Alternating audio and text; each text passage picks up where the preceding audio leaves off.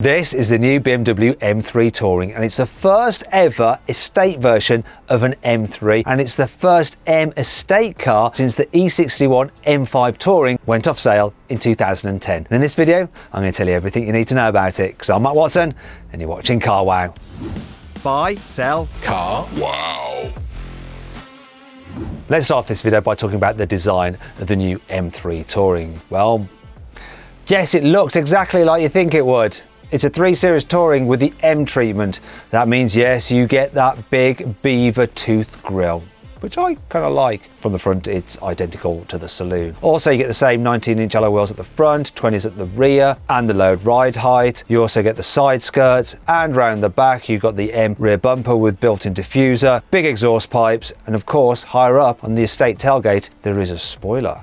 Isn't it a great thing that BMW are finally making an M3 Touring? Oh yes, though I did say that it's their first. It's not quite, it's a bit of a lie. See, back in 2000, BMW made for itself an E46 M3 Touring. Just like the normal coupe version, it had a 3.2 litre straight-six naturally aspirated engine with 343 horsepower. It had a 6-speed manual gearbox. It was exactly the same as the normal E46 M3, apart from that touring body style. Thing is, BMW kept it secret. It didn't want anyone knowing about it. In fact, it only revealed it to the public. Oh, look what we did back in 2016. Wouldn't it have been brilliant if they put it on sale? I do not know why they didn't.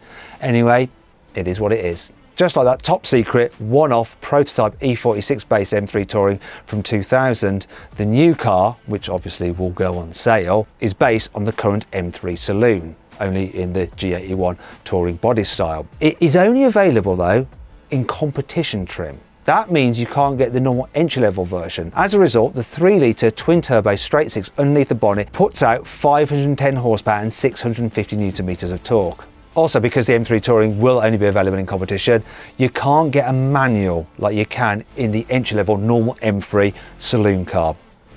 Another thing that you can't get with it is rear-wheel drive. So obviously with the M3 competition saloon, you can actually have it as a rear-wheel drive model or an all-wheel drive model. But because Tourings are supposed to be more practical, they're only going to offer it with X-Drive.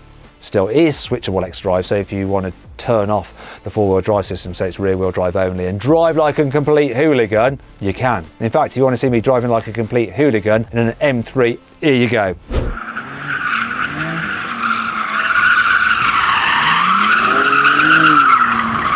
See, the Touring will be driftable, no problem at all.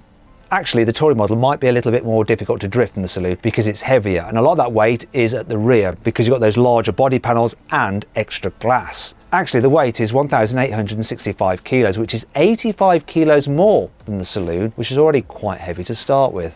To be fair, to compensate for the extra weight and the different weight distribution, BMW has tweaked the settings of the car's sport suspension.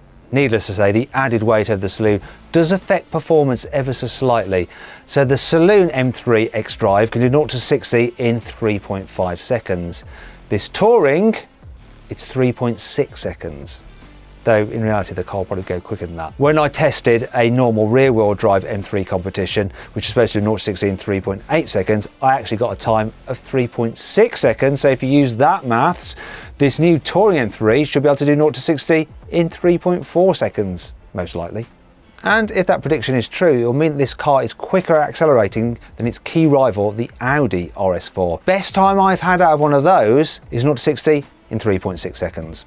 To be fair, the Audi RS4 is down on power. Its 2.9 litre twin-turbo V6 puts out just 450 horsepower. What the BMW really has to worry about is the forthcoming Mercedes-AMG C63. So that uses a 2 litre turbocharged 4-cylinder petrol engine, which puts out 450 horsepower. So the same horsepower as the Audi RS4. However, the Mercedes also benefits from an electric motor, which provides a further 200 horsepower for a combined 650 horsepower. And with that much more grunt and the instant response from an electric motor, it's likely the Mercedes will be quicker from 0 to 60 than the BMW.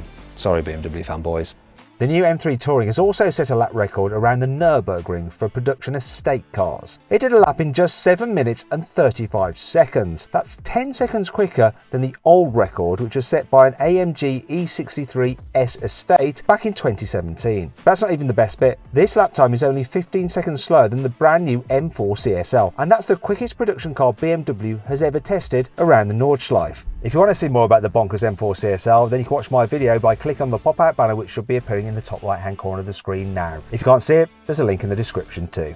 If you're interested in this BMW M3 Touring and you want to see what I think of it when I drive it, make sure you subscribe to this channel and hit the bell icon to turn your notifications on. That way you won't miss it when I finally release my review on this new car. Acceleration is one thing. What about top speed? Well, the normal BMW M3 competition Touring is limited to 155 miles an hour. However, you can increase the top speed to 174 miles an hour if you pay extra for the optional M Drivers pack. Bizarrely though, if you fit that pack to the normal M3 competition saloon, then you get a top speed of 180 miles an hour. Not entirely sure why the Touring is slower. Where the Touring is faster than the saloon is the responses from its infotainment system, because it gets the new iDrive 8, which has an upgraded processor and a glorious widescreen curved display, just like in the i4 and the iX. There's also fewer buttons as well. Many are now touch sensitive controls, just like in those two electric cars. To be fair, eventually the saloon version of the M3 will get that system, but not for now. One thing the saloon will never get is the Touring's really useful split tailgate. This is an iconic part of a BMW touring car. Also, the boot capacity of the Touring is 500 litres, which is 20 litres more than the saloon, and it is easier to load because the opening is much wider than on the saloon's boot. So then, if you're interested in this new M3 Touring, when can you buy it? Well, you can actually place an order from September this year. Production will start in November, which means that deliveries won't actually take place probably until early 2023. As for the price, it's going to be pretty much the same as the saloon. So it starts from just over £80,000, which is quite a lot really when you think about it, because you can get a normal BMW M3 40i Touring, which is fast enough, for £25,000 less. Is this new full-fat M version really worth that much more than the M Lite? And is it worth £13,000 more than an Audi RS4? Let me know in the comments below.